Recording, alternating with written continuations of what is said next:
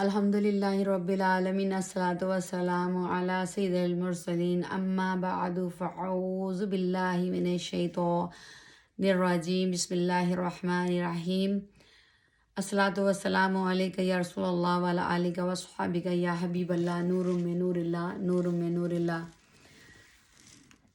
رب اشرح لی صدری ویسر لی امری واحلل عقدۃ من لسانی یفقہوا قولی واجعل لی وزیرا من اہلی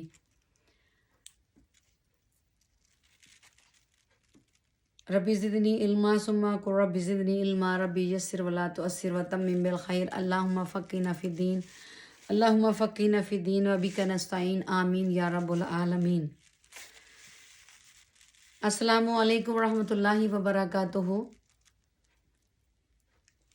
ایام بیعت کے روزے ٹاپک لے کر حاضر ہوئے ہیں۔ اس سے پہلے ہم آپ سب سے درخواست کرتے ہیں کہ رحمہ فور یوٹیوب چینل کو لائک کریں، سبسکرائب کریں، شیئر کریں اور بیل کا بٹن آل پہ کر دیں تاکہ آنے والی ہر نئی ویڈیو آپ تک پہنچ سکے، آمین یا رب العالمین۔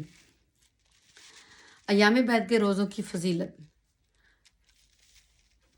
ایام بیعت کے روزوں کی بڑی فضیلت آئی ہے۔ شیخ ابو نصر رحمۃ اللہ تعالیٰ علیہ نے بلا اسناد حضرت امام زین العابدین رضی اللہ تعالیٰ عنہ ابن حسین ابن علی مرتضیٰ کرم اللہ وجہ نے فرمایا کہ 13 تاریخ کا روزہ 3000 برس کے روزوں کے برابر ہے، 15 تاریخ کا روزہ 10,000 برس کے روزوں کے برابر ہے اور 15 تاریخ کا روزہ 1,13,000 برس کے روزوں کے برابر۔ اہمیت بتا دی۔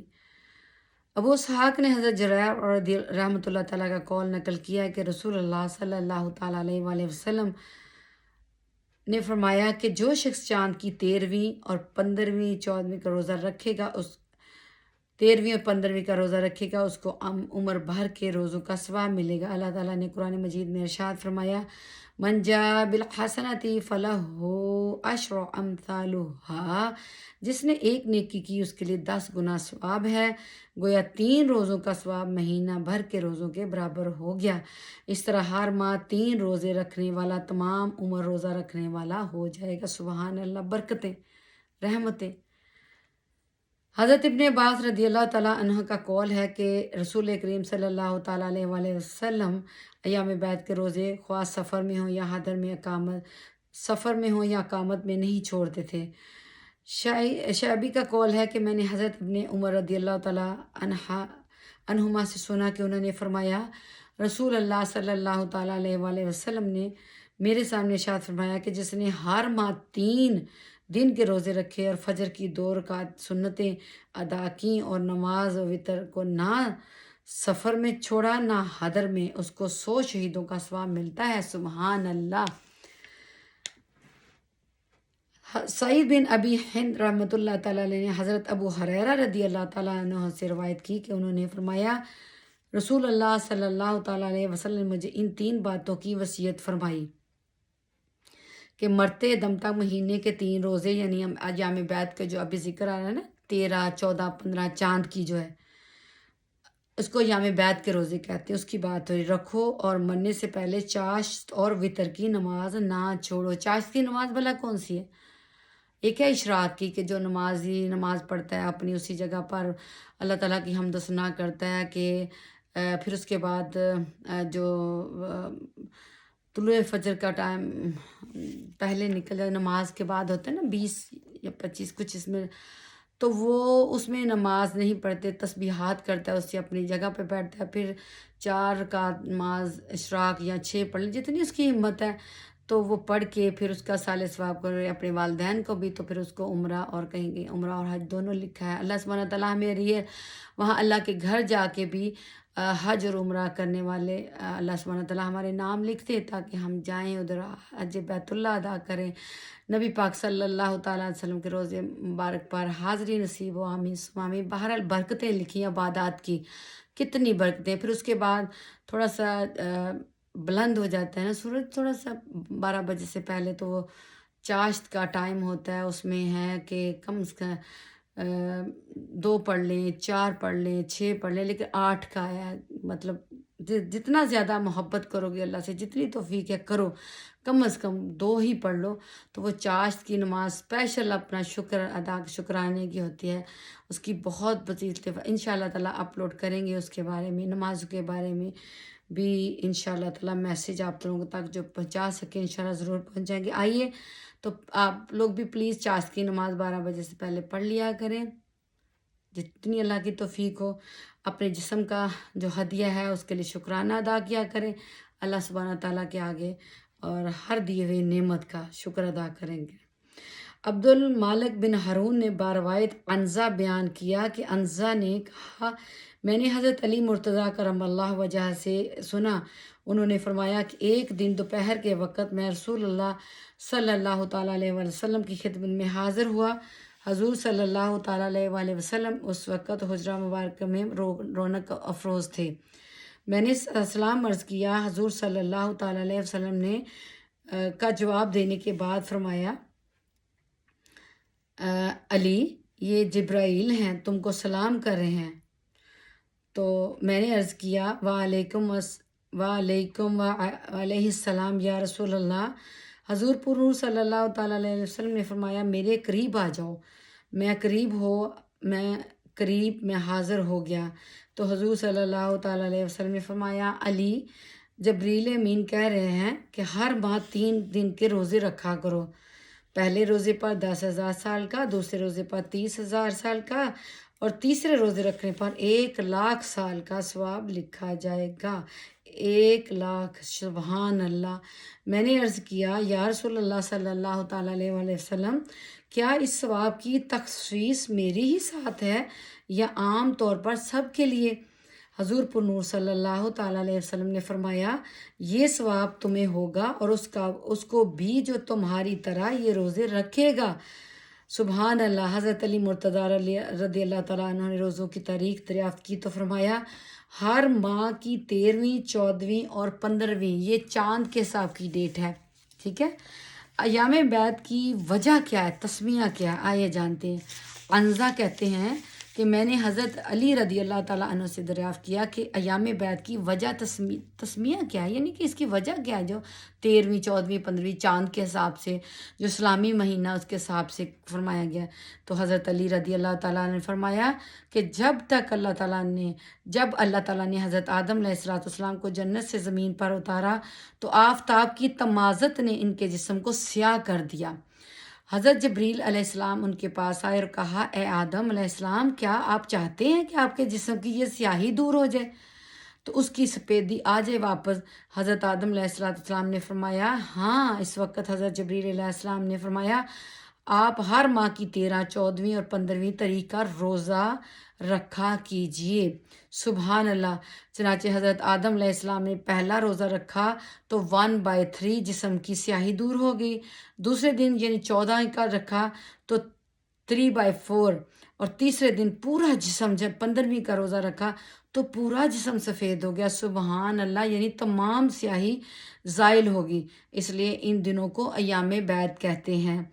حضرت زر بن جیش رضی اللہ تعالیٰ عنہ کا قول ہے کہ میں نے حضرت ابن مسعود رضی اللہ تعالیٰ عنہ سے ایام بیعت کی وجہ تسمیہ دریافت کی تو انہوں نے فرمایا کہ میں نے رسول اللہ صلی اللہ تعالیٰ علیہ وسلم سے اس کے بارے میں دریافت کیا تھا، تو حضور پر نور صلی اللہ تعالیٰ علیہ وسلم نے فرمایا جب حضرت آدم علیہ السلام سے تھوڑی سی لغزش ہوئی اور درخت ممنوع کھا لیا تو اللہ تعالیٰ نے حکم دیا نیچے اتر گئے تو آپ کے بدن کا رنگ سیاہ ہو گیا۔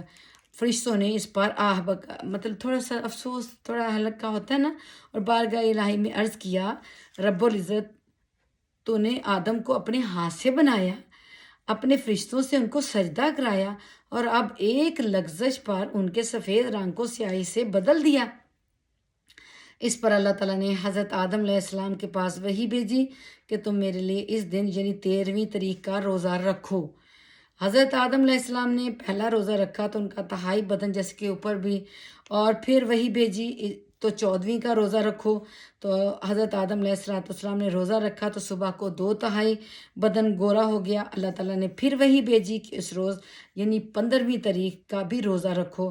تو حضرت آدم علیہ السلام نے روزہ رکھا تو سارا بدن گورا ہو گیا۔ سبحان اللہ۔ ایام بیعت کہنے کی یہی وجہ ہے۔ عتبہ نے ادب الکتاب میں کہا ہے کہ ان تاریخوں یعنی دنوں کو عرب ایام بیعت اس وجہ سے کہتے ہیں کہ ان تاریخوں میں پوری رات بھر کی چاندنی ہوتی ہے، راتوں میں بجائے سیاہی کے سفیدی ہوتی ہے۔ سبحان اللہ، سبحان اللہ۔ کتنی اچھی بات پتہ چلی کہ سیاہی کو سفیدی میں بدلنے کے لیے روزہ کتنا بڑا کردار ادا کرتا ہے۔ اللہ نے بتا دیا، جیسے کہ دیکھیں، اور چاندنی رات پوری اپنی چاندنی پہ ہوتی ہے۔ تو اللہ تعالیٰ کی حکمتیں، اللہ تعالیٰ کی جو یہ نعمتیں ہیں، اس میں اللہ سبحانہ تعالیٰ کی ان نعمتوں کو اللہ سبحانہ تعالیٰ کا شکر ادا کیا کریں۔ نفلی نمازیں، نفلی روزے رکھنے کی بھی ہمیں اہمیت پتہ چل رہی ہے، جن کو لوگ چھوڑ دیتے ہیں۔ بعض اوقات چلیں طبیعت نہیں ٹھیک، لیکن روزہ رکھنے سے صحت ہوتی ہے۔ آگے اپلوڈ ہو چکا ہے اس کے بارے میں رحمہ فرول پہ، تو دیکھیے گا اس کو، اور اس میں دیکھیے گا کہ کون کون سی اللہ تعالیٰ نے شفا دیتا ہے، کیونکہ روزہ بہت اچھی چیز ہے، ہر برائی سے بچاتا ہے، بیماریوں سے بچاتا ہے۔ سبحان اللہ، سبحان اللہ۔ اللہ تعالیٰ کی نعمتوں پر شکر ادا کرتی ہوں کہ اللہ سبحانہ تعالیٰ کا شکر ہے، احسان ہے کہ اللہ نے زندگی دی، اللہ نے یہ دروازے کھولے، ہمیں پتہ چلتا ہے۔ سبحان اللہ۔ تو کیوں نہ ہم کوشش کریں، رہے کوشش کرنے میں کامیابی ہوتی ہے نا، کہ اللہ سبحانہ تعالیٰ روزے کی فضیلت بلا تخصیص کیا ہے۔ شیخ ابو نصر رحمۃ اللہ تعالیٰ نے اپنے والد سے بلا سند بیان کیا کہ رسول اللہ صلی اللہ تعالیٰ علیہ وسلم نے فرمایا کہ جو شخص خالصاً اللہ تعالیٰ کی خوشنودی کے لیے روزہ رکھے گا تو اللہ تعالیٰ اس کو جہنم سے اتنی مسافت کے بقدر دور کر دے گا کہ ایک کوے کا بچہ اس مسافت پر اڑنا شروع کرے اور وہ بوڑھا ہو کر مر جائے اور مسافت باقی رہے گی۔ کہتا ہے کہ کوے کی عمر تقریباً جتنی مرضی ہو۔ سبحان اللہ، یہ ایک مثال دے دی۔ سبحان اللہ۔ حضرت ابو الدرداء رضی اللہ تعالیٰ عنہ کی روایت ہے کہ رسول اللہ صلی اللہ تعالیٰ علیہ وسلم نے ارشاد فرمایا، جو شخص محض اللہ کے لیے کسی دن کا روزہ رکھے گا، اللہ تعالیٰ اس کے منہ کو دوزخ سے بقدر 70 برس کی مسافت کے دور فرما دے گا۔ سبحان اللہ۔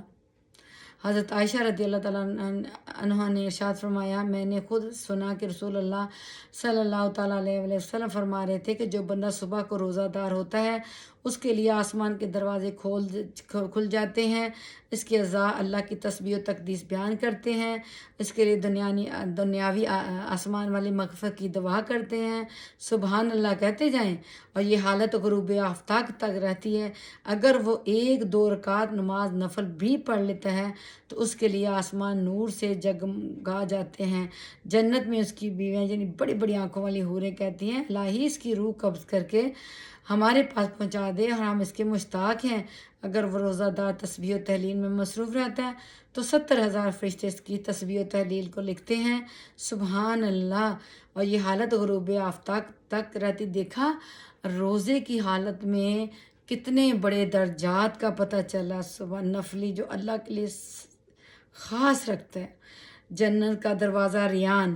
حضرت ابو ہریرہ رضی اللہ تعالیٰ عنہ سے مروی ہے کہ رسول پاک صلی اللہ تعالیٰ علیہ وسلم نے فرمایا، ہر نیک کام کرنے والے کے لیے جنت کا ایک خاص دروازہ ہوگا جہاں سے ان کو پکارا جائے گا، اور روزہ رکھنے والوں کو جس خاص دروازے پکارا جائے گا اس کا نام ریان ہوگا۔ سبحان اللہ۔ حضرت ابوبکر صدیق رضی اللہ تعالیٰ نے عرض کیا، یا رسول اللہ صلی اللہ تعالیٰ علیہ وسلم، کیا کوئی شخص ایسا بھی ہوگا جس کو تمام دروازوں سے پکارا جائے گا؟ تو حضور پرنور صلی اللہ تعالیٰ علیہ وسلم نے فرمایا، ہاں مجھے امید ہے کہ تم انہی میں سے ہوگے۔ یہ ہے شان حضرت ابوبکر صدیق کی۔ سبحان اللہ۔ رسول پاک صلی اللہ تعالیٰ علیہ وسلم نے فرمایا، ہر چیز کا ایک دروازہ ہے، چنانچہ عبادت کا دروازہ روزہ ہے۔ سن لیجئے، روزہ ہے۔ روزہ نفس صبر بھی ہے۔ سبحان اللہ، سبحان اللہ. صبر ہوتا ہے نا کہ سامنے چیز پڑی ہوتی ہے تو انسان نہیں کھاتا. کس کے لیے نہیں کھاتا؟ اپنے رب تعالیٰ سے ڈرتے، حالانکہ اس کو کوئی روک تو نہیں سکتا نا. سبحان اللہ، سبحان اللہ. کتنے روزے دار کے منہ سے مشک کی لپٹیں آتی ہیں. سبحان اللہ. حضرت ابن عباس رضی اللہ تعالیٰ عنہ سے مروی ہے کہ پیارے آقا صلی اللہ علیہ وسلم نے فرمایا کہ جب روزہ دار اپنی قبروں سے نکلیں گے تو ان کے منہ سے مشک کی خوشبوئیں لپٹیں آئیں گی. جنت کا ایک خوان ان کے سامنے رکھا جائے گا، سبحان اللہ، جس سے وہ کھائیں گے اور وہ سب عرش کے سایہ میں ہوں گے. سبحان اللہ. کتنی پیاری باتیں ہیں. حضرت سفیان بن عینہ رضی اللہ تعالیٰ نے کہا کہ مجھے اطلاع ملی کہ روزہ دار جن چیزوں سے روزہ رکھتا ہے ان کا حساب اس سے نہیں لیا جائے گا. حضرت ابو ہریرہ رضی اللہ تعالیٰ عنہ سے مروی ہے کہ رسول پاک صلی اللہ تعالیٰ علیہ وسلم نے ارشاد فرمایا ہے کہ روزہ میرے لیے ہے اور میں روزے کی جزا دوں گا. میرا بندہ میرے لیے اپنا کھانا پینا اور نفسانی خواہش کو چھوڑتا ہے. روزہ ایک سحر ہے. روزہ دار کے لیے 2 مسرتیں رکھی گئی ہیں، ایک تو جب وہ افطار کرتا ہے اور دوسری خوشی جب رب سے ملاقات کے بعد میسر ہوگی. سبحان اللہ. روزہ دار کے منہ کی بو اللہ تعالیٰ کو مشک کی خوشبو سے پسند ہے. یہ میں دوبارہ پڑھنا چاہوں گی. حضرت سفیان بن عینہ رضی اللہ تعالیٰ نے کہا کہ مجھے اطلاع ملی کہ روزہ دار جن چیزوں سے روزہ کھولتا ہے ان کا حساب اس سے نہیں لیا جائے گا.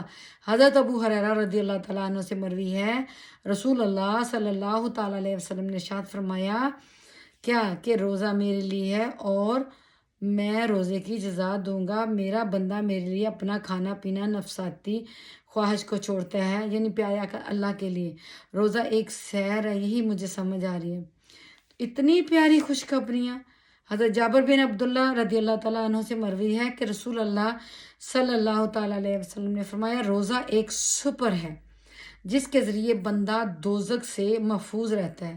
سعید بن جبیر کی روایت ہے کہ حضرت عبداللہ نے فرمایا میں دنیا میں اپنے پیچھے کیا کیا چیزیں چھوڑ جاؤں گا اس کا مجھے غم نہیں. غم ہے تو دوپہر کے وقت روزہ دار ہونے اور نماز کے جانے کا بعد یہ چیزیں میسر نہ ہوں گی، اس کا غم ہوگا. دیکھیں مجاہد رضی اللہ تعالیٰ نے حضرت ابو ہریرہ رضی اللہ تعالیٰ عنہ سے روایت کی ہے کہ رسول اللہ صلی اللہ تعالیٰ علیہ وسلم نے فرمایا جو شخص اللہ کے واسطے نفل روزہ رکھے وہ اس کے بدلے میں زمین بھر سونا اس کو مل جائے تب بھی قیامت سے پہلے اس روزے کا ثواب نہیں ہوگا. یعنی کہ روزے کی اتنی بڑی اہمیت ہے، چاہے وہ نفلی ہو دوسری. روزہ اللہ کے لیے خاص رکھنا کتنی مبارک ہے. تو ہم روزہ کس کے لیے رکھتے ہیں بتائیں؟ اللہ کے لیے رکھتے ہیں نا. بعض لوگ تو اپنی منت کے طور پہ بھی روزہ رکھتے ہیں، رائٹ؟ کہ جو سورہ دہر میں آیا ہے نا ماشاء اللہ سے حضرت بی بی فاطمہ زہرا رضی اللہ تعالیٰ عنہ کا حضرت علی کرم اللہ تعالیٰ وجہ جب حضرت امام حسن حسنین کرمین بیمار ہوئے تھے تو انہوں نے منت مانی تھی تو ان کی لونڈی بھی صوبیہ تو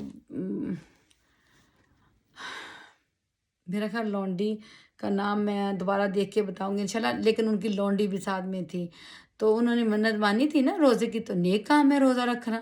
نیک کاموں کے لیے بھی حاجات کے لیے بھی لوگ رہتے ہیں. رکھتے کس کے لیے ہیں؟ اللہ کے لیے. تو اتنی پیاری برکتیں، اتنی پیاری، اتنے انعامات، تو پھر کیا ہے؟ اب نفلی اسپیشل نائٹس آ جائیں گی، شب برات، شب معراج، تو اللہ کی عبادت کرتے ہیں، روزہ رکھتے ہیں، اللہ کے لیے رکھتے ہیں، رائٹ؟ تو کیا ہے اس میں برکاتیں ہیں، کتنی خوشخبریاں ہیں. تو کیا جنتیں لینی تو محنت تو کرنی پڑے گی نا تھوڑی. روزہ سے صحت ہوتی ہے. ہم نے صحت کی طرف نہیں جانا، وہ تو اللہ تعالیٰ انشاءاللہ تعالیٰ دے گا انسان کو دنیا میں بھی اور آخرت میں بھی اس کا بدلہ نیکی ہوگا. ہمیں صرف اپنے اللہ کے لیے خوشنودی کے لیے کام کرنا ہے، اللہ کو راضی کرنے کے لیے. جو کام کریں اس میں اللہ کی رضامندی دیکھیں اور اس کے ساتھ درود پاک ضرور پڑھ دیں اور سنتوں کو اپنے گھر میں ضرور جاری ساری کریں کیونکہ سنت نبوی صلی اللہ تعالیٰ علیہ وسلم کے زندگی گزارنے کے بھی طب نبوی پڑھ کے دیکھیں. اس میں کھانے کا، بیٹھنے کا، کیسے بیٹھنا چاہیے، اس سے کیا انسانی صحت پہ اگر ہم نہیں فالو کرتے اس پہ اثرات ہوتے. آج کل انسان کتنا بیمار رہتا ہے، کتنا پریشان رہتا ہے کیونکہ ہم سنتوں کو فالو نہیں کرتے اور ہماری اوین کے نمازوں کی سنتیں چھوڑ دیتے ہیں. لو جی فرض پڑھ لے یہی کافی ہے، اللہ نے یہ توفیق دے دی یہی کافی ہے. ہم انشاءاللہ تعالیٰ اپ کمنگ جو ویڈیو آئے گی کوشش کریں گے کہ سنت مؤکدہ اور غیر مؤکدہ کون ہے، کیونکہ اکثر کون سی ہیں، اکثر جو ہے نا لوگ ہر سنت کو غیر مؤکدہ بھی سمجھ کے چھوڑ کے چلے جاتے ہیں، لیکن ان کا بھی فائدہ ہے۔ تو ان کا فائدہ یہ ہے، برکات کیا ہے انشاءاللہ تعالیٰ اللہ تعالیٰ کا حکم ہوگا تو وہ بھی اپلوڈ کی جائیں گی۔ اپنی دعاؤں میں یاد رکھیے ہم سب کو، اور اللہ تعالیٰ کے ساتھ محبت کرتے ہوئے، عاجزی کے ساتھ اپنے آپ کو اور آپ سب کو حوالے کرتے ہوئے، فوض امری اللہ ان اللہ بصیر بالعباد وما علینا الا البلاغ المبین، سبحان ربک رب العزت عما یصفون وسلام علی المرسلین والحمد للہ رب العالمین۔ اللہ ہم سب کو صراط مستقیم پر چلائے اور نمتا والے لوگوں میں شامل کرے، اور مغضوب ہونے سے بچائے جن پر اللہ کا غضب ہوا ہے۔ قرآن پڑھیں، نماز پڑھیں، اس سے پہلے وضو میں رکھیں اور اپنی زبانوں کو تر رکھیں درود پاک سے، اور اللہ کی حمد و ثنا سے ہر اچھا نیک کام کریں۔ سب اللہ کی مخلوق سے محبت کرتے ہوئے اللہ کو راضی کریں، اور اپنے اعمال جو اس دنیا میں کا، دنیا اور آخرت دونوں بھلائی اور خیر اللہ سبحانہ تعالیٰ ہم سب کو عطا فرمائے۔ اللہ سبحانہ تعالیٰ ہمارے بزرگوں کا سایہ ہم سب پر سلامت رکھے۔ اللہ ہمارے بچوں کو، ہم سب کو دنیا میں سب جب جائیں تو ہمارے ایمان کی حالت میں جائیں، اور وہی عید کا سب سے بڑا دن ہوگا جب انسان ایمان کی حالت سے دنیا سے جاتا ہے۔ اللہ سبحانہ تعالیٰ سے دعا ہے کہ اللہ سبحانہ تعالیٰ ہمیں معاف کر کے اپنی رحمتوں کے سائے میں رکھے، دنیا اور آخرت کی خیر و بھلائی عطا فرمائے ہمیں، ہماری اولادوں کو، شوہروں کو، سب کو، نبی کی پوری امت کو۔ اس دعا کے ساتھ آپ لوگ بھی سب کے لیے دعا کریں، ہم لوگ بھی تب تک کے لیے اجازت چاہتے ہیں۔ رحمہ فار آل یوٹیوب چینل کو دیکھتے رہیے، سبسکرائب کریں، لائک کریں، شیئر کریں، اور بیل کا بٹن آل پہ کر دیں تاکہ ہر نئی والی ویڈیو آپ تک پہنچ سکے۔ بہت شکریہ آپ سب کا، اور کمنٹس بھی ضرور ڈالیں کہ آپ کو یہ ویڈیو کیسی لگی۔ انشاءاللہ تعالیٰ اجازت چاہتی ہوں، دوبارہ پھر حاضر ہوں گے، تب تک کے لیے سب کو السلام علیکم ورحمۃ اللہ وبرکاتہ۔